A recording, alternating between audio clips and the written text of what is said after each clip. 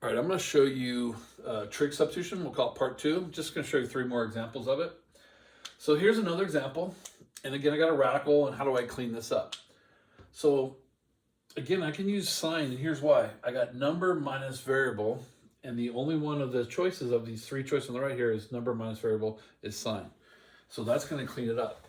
So I let x equal 4 sine theta. Remember, we want the 4 because we want, when we square it, we want to get that 16. We want to have the same number there. The derivative of that is 4 cosine theta. So I got to substitute all these x's and dx with these values. So I'm substituting here. Now dx, it's on top, on the right. It's the same thing. Some people go, why do you put it here? Why do you put it here? It doesn't matter. Dx is 4 cosine. I can put it on top. Dx is on top. And then down here, if I plug in 4 sine here, I got 16 minus 16. So I usually have my students clean up the radical kind of off to the side.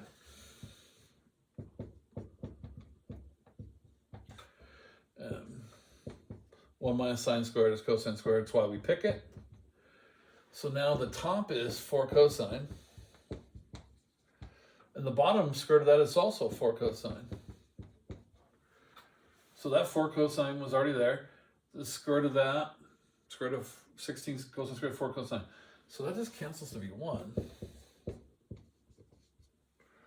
Well, the integral of 1 d theta is theta plus c. So instead of finding sine of theta or secant of theta, I got to find theta. So I got to solve this for theta. All right, divide by 4. And then how do you solve for theta? Opposite of sine is arc sine. So you arc sine both sides, and theta is arc sine of x over 4.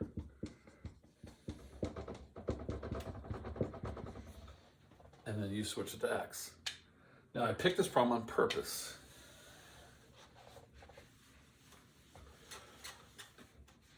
I ended up not having to do a triangle because I didn't have to do a trig function. I only had to find the angle theta. You should recognize this is arc sine. Remember, arc sine is 1 over radical. You know, your variable is x. Your a is 4. So it's arc sine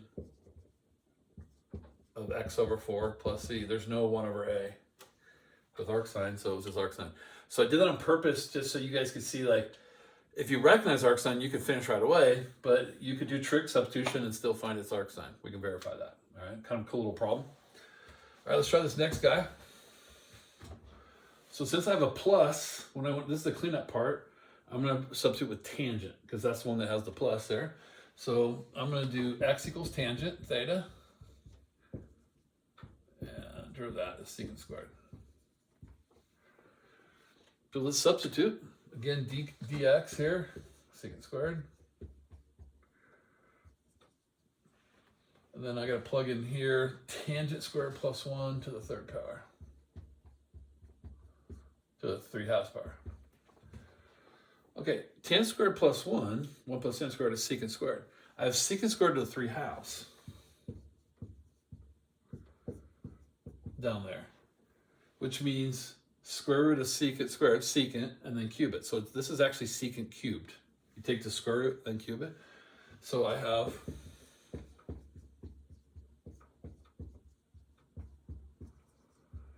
secant squared over secant cubed. Well, that's 1 over secant, they cancel, which is cosine. So this is just a simple cosine. Okay. So the integral of cosine is sine.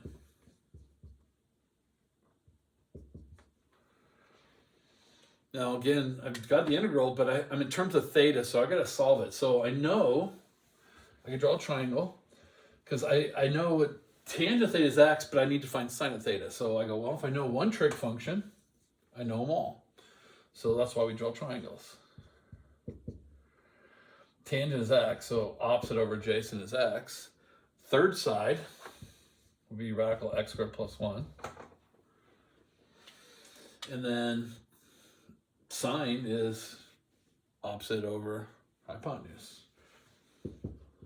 So x over radical x squared plus 1 plus c. All right, and that's the integral of that one. Now, I've meant to point out in the first couple examples, you'll see a lot of the same problem in the original triangle. You should see that. It's pretty common. I'll point that out in class, but it's kind of neat. You'll see that hopefully in the next one. Let's try this next problem. Last one.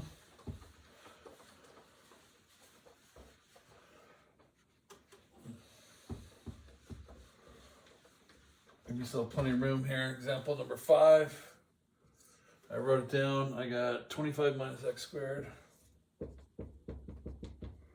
or x. All right. So let's try this guy here. So again, I want to get rid of the radical. So x, I'm going to pick sine theta, dx cosine theta. All right, so we start off by picking sine. So replace all the x's with sine. Oh, sorry, forgot about my 25, bad. 5 sine and 5 cosine, right? Because I needed to make the 25. Oversight on my part. And then I'm going to replace x as 5 sine and dx is 5 cosine. So real quick here, x is 5 sine, so I had to put a 5 sine here, square it, make that 25, and I had to put a 5 sine there, because that's an x. And dx is 5 cosine, so I got 5 cosine.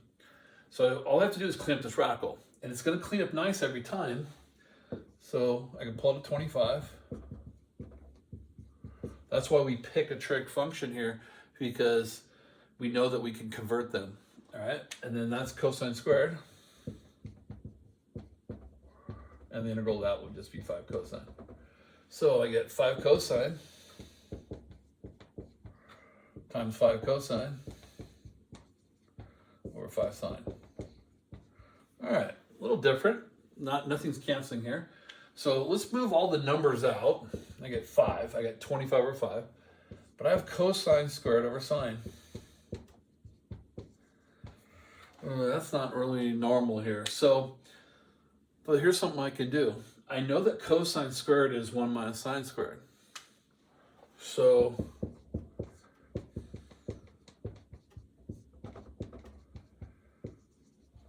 you do that, well then I can split them. Remember we worked on in section 8.1 about splitting them. So what we have here, 1 over sine. Now we know 1 over sine is cosecant. And then minus sine over sine, sine squared over sine is sine. So by doing that, splitting them up, we have 2 trig integrals that we know. We've learned these back in, chapter 4 and chapter 5. All right, so let's finish this. Let me use some space over here.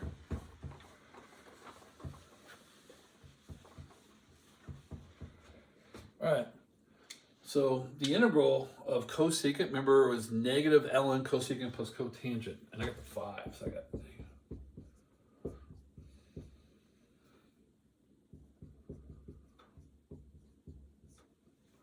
All right, and that's 5 is just that multiplying there. Negative ln of cosecant plus cotangent.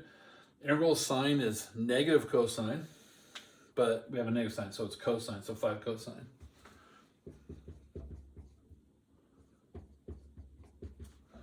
All right, we feel like we've done a good job, but we still have to get rid of all these thetas here, all the trig functions, because we want to write the problem back in terms of x. So this is our fact here. If I solve for sine, I know sine is x over 5. So remember, if I know one trig function, I know them all. So, and then the third side, 25 minus x squared. And you'll see how you get to see 25 minus x squared, the x and stuff. I meant to point that out in some of the examples. All right, so now we just got to fill in the blanks. So we start off with cosecant. Cosecant is opposite of sine. So sine is x over 5. Cosecant is 5 over x. Cotangent, adjacent over opposite. Radical 25 minus x squared over x.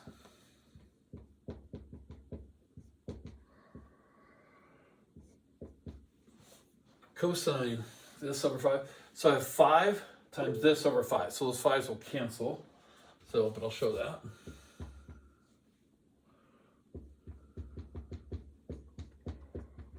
Those cancel, and I'm done.